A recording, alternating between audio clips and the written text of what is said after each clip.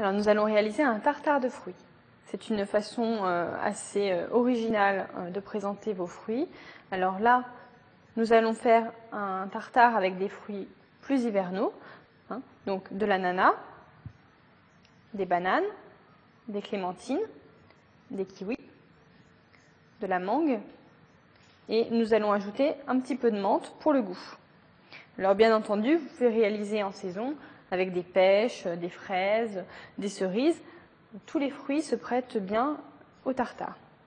Alors l'idée est de réaliser des cubes de fruits qui aient tous à peu près la même taille.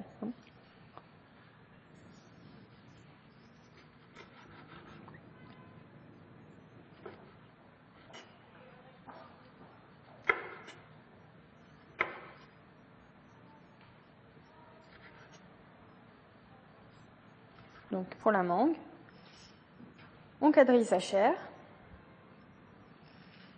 on la retourne et on n'a plus qu'à couper les dés. Attention, la banane, comme par exemple les poires, sont des fruits qui noircissent. Donc on va les arroser d'un petit peu de jus de citron une fois qu'ils seront coupés afin d'éviter cette oxydation. Prenez soin de prendre des fruits de différentes couleurs. Cela sera non seulement bon, mais également beau à l'œil. Alors pour tout ce qui est agrumes, on va enlever la petite membrane blanche, la peau, qui se trouve autour. Alors pour cela, vous pouvez vous aider d'un couteau. Donc vous passez dessous, vous décollez la membrane et la chair va se détacher toute seule.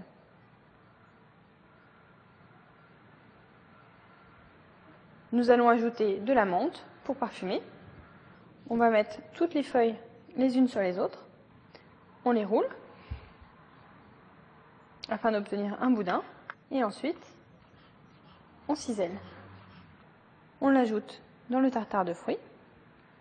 J'ai choisi une cassonade afin que les grains de sucre restent très légèrement croquants afin d'apporter une autre dimension au tartare. On peut tout à fait choisir un sucre blanc ou même du miel. Les plus audacieux pourront aussi ajouter un trait de rhum, par exemple, ou de whisky. Donc, nous allons ajouter un petit peu de citron et nous allons mélanger ensemble.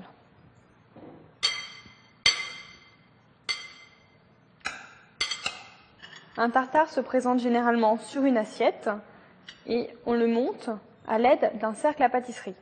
Alors, un cercle à pâtisserie, c'est un cercle percé des deux côtés qui va nous permettre de monter le tartare à l'intérieur et enfin d'avoir une jolie présentation avec les fruits tassés au milieu de l'assiette. Alors on tasse légèrement pour que les fruits s'imbriquent les uns dans les autres et que cela apporte de la tenue à notre tartare. On retire le cercle à pâtisserie doucement.